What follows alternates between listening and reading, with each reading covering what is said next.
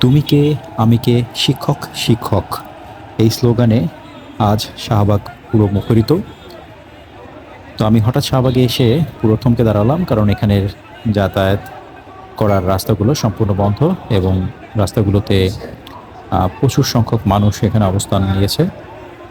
তো আমি এখানে ফুটওভার ব্রিজের উপরে উঠে সমগ্র শাহবাগটা দেখার চেষ্টা করলাম। আপনারা দেখতেই পাচ্ছেন।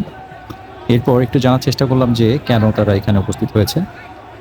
তো জানতে পারলাম যে সমগ্র বাংলাদেশে এমপিওভুক্ত বেসরকারি শিক্ষা প্রতিষ্ঠানের সকল শিক্ষক শিক্ষিকা এবং কর্মচারীবৃন্দ তাদের চাকরির বেতন এবং আনুষঙ্গিক কিছু সুযোগ সুবিধা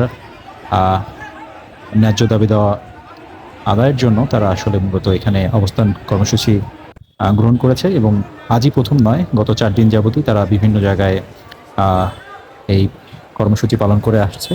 তো সরকারের বিশেষ নজর পাওয়ার জন্য তারা মূলত আজ শাহবাগ এসে শাহবাগকে পুরো বন্ধ করে দিয়েছিল। তবে আমি ব্যক্তিগতভাবে মনে করি যে বাংলাদেশের অন্যতম দুটি বড় হাসপাতাল, বিশেষ করে পিজি হাসপাতাল এবং বারডেম হাসপাতাল, এই দুটি হাসপাতাল একদম মুখোমুখি শাহবাগে অবস্থিত।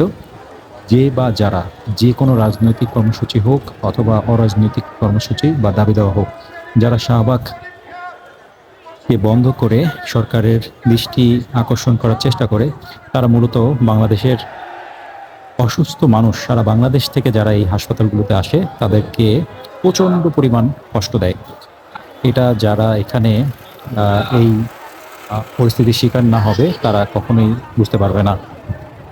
এবং একই সাথে বলতে চাই, আগামী প্রজন্ম এবং প্রজন্মকে গড়ে তোলার কারিগর অবশ্যই বাংলাদেশের শিক্ষকরা।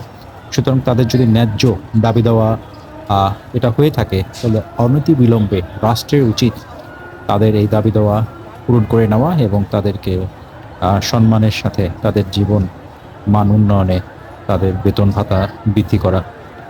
আর তা না হলে তারা নিশ্চয়ই আগামী প্রজন্মকে গড়ে তোলার জন্য যথেষ্ট শ্রম এবং মনোযোগ দিতে পারবে না।